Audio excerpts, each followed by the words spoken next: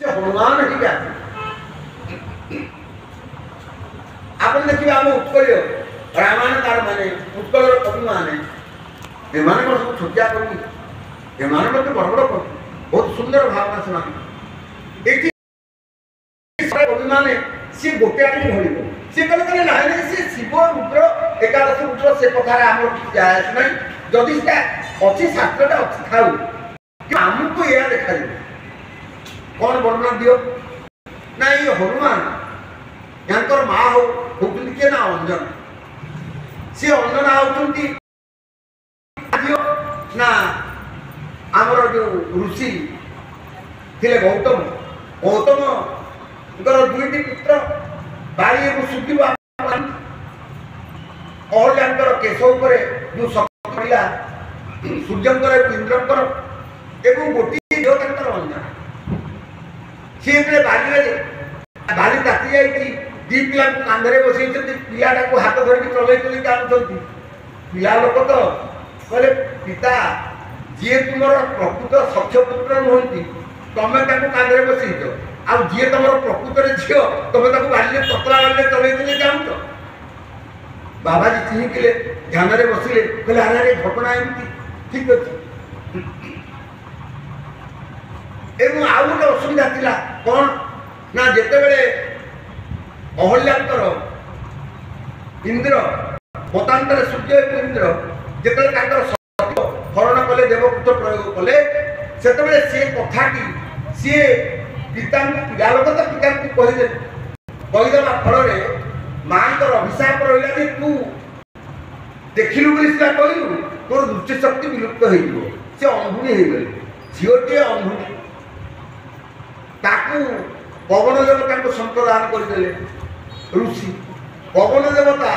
सी कौन करेंगे काम है पवन देवता जहाँ देवे खाइबे बसिए तपस्या कर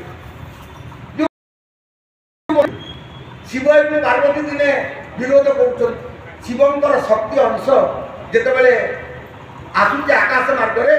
पवन उड़ाई आनी देला कमजानी पानी से कला को भोग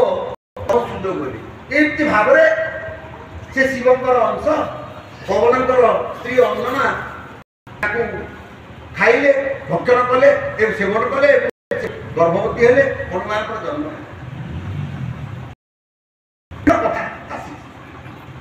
मूल रामायण वाल्मीकि ये सब हदवरण भितर को गोटे प्रवेश कले सी सीधा रास्तार गले असल कथा है कौन शंकर सुमन केसरी नंदन शंकर सुमन केसरी नंदन तेज प्रताप महाजगवंदन तेज प्रताप महाजगवंदन शंकर सुमन केसरी नंदन शिवंकर अंश पुणी पवनकर वायुपुत्र पुणी से केसरी नंदन कितने असल कथा हूँ कौन ना केसरी गोटे पार्वत्य अंचल सुमेरु कहला गोटे पार्वत्य अंचल राजा था से जो केसरी से तो बानर तांकर स्त्री मध्य थे बानरी किंतु तांकर स्त्री अभिशप्ता है बानरी देह धारण कर दिने कौन है गोटे असुर से मझे मझे स्वर्ग देवता मान को हैरान करे देवता मान जिते चेष्टा करके मारी पारे ना एवं विशेषकर जो मैंने धर्म कर्म करती स्नान करती तीर्थ मानक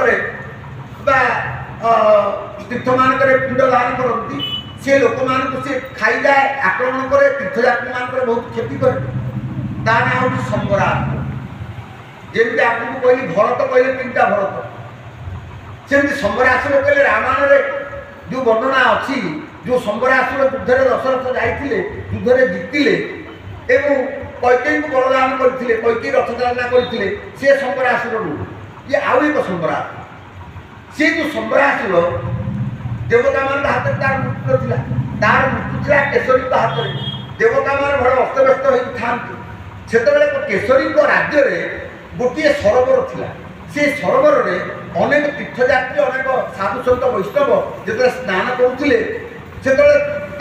आक्रमण कर भारी भय सृष्टि कला संबरासुर देवता माने केशरी को अनुरोध कले जे हे केशरी तमें टी से दूर से सरोवर तीर को टे जाओ सेठी से सम्रासुर लोक मान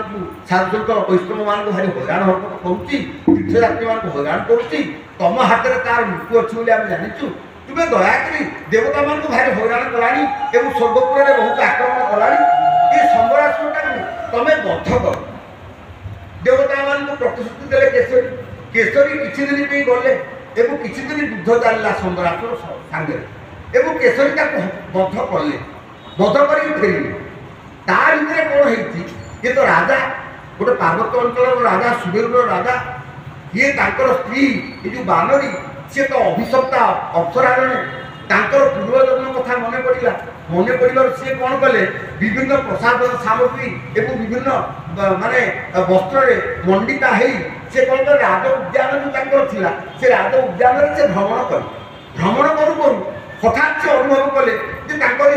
वस्त्रटा किए स्पर्श करुच्ची देह को किए स्पर्श करुच्ची चारिआड़ से चाहिला व्यक्तिगत हो गले पवन देवता आविर्भूत है पवन देवता कहले कहले तुम्हें भय कर ना मु तुम किसी क्षति करने को आसी ना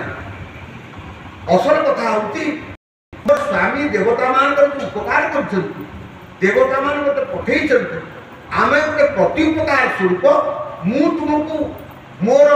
जोग शक्ति बल मोर ज्योति दान करुच्ची एथिरे शारीरिक संबंध किसी ना मु तुमको बहुत शक्ति दान करुच्ची तुम्हें गोटे संतान जननी हम एवं सी बानरटी जगत में विख्यात हम एवं भगवान विष्णुकर राम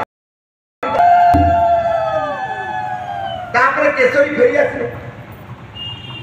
धीरे धीरे आप देखिए गोटे पार्वत्य गुंफार केशरी स्त्री ये संतान को जन्म देले एणे पवनकर पुत्र किंतु जन्म देले केशरीकर पत्नी तेणु केशरी नंदन तेज जहाँ हो से हनुमान जी महाराज दृष्टि पड़गला कारण जन्म ठार अनेक अलौकिक तेजर कथा समस्त जानी जामवंत जानी जामवंत कहले हनुमान तुम्हें जदि नदी बही कार्य हो हनुमान जी महाराज ठीक अच्छे बोले तुम जीव जे एवं तुम भितर प्रतिभाटा सुप्त हो जाए तुमको उद्बोधन देवार समय मु गुरुजन भाव में तुमको चेतई दूसरी तुम जन्मर रहस्य कौन जगत को आसबार अभिप्राय कौन पे देवता मान एत शक्ति तुमको देते आपण मैंने जानती जे जिते हनुमान को बल विक्रम तेज शौर्य गांभीर्य ये समस्त कथा कहले एवं कही कहू कहू कहले जे तुम एमती गोटे कार्य तुम्हें कर असाध्य तुम बोली किसी ना एमती कौन कार्य ना जो कार्य तुम्हें कर तुम्हें सब किसी कर हे हनुमान एवं तुम्हें जाओ जाम्बवंत उद्बोधन श्रवण करी हनुमान जी महाराज अपूर्व भाव में जो विभा प्रतिभा भितर थिबा सुप्त शक्ति ताहा जागृत है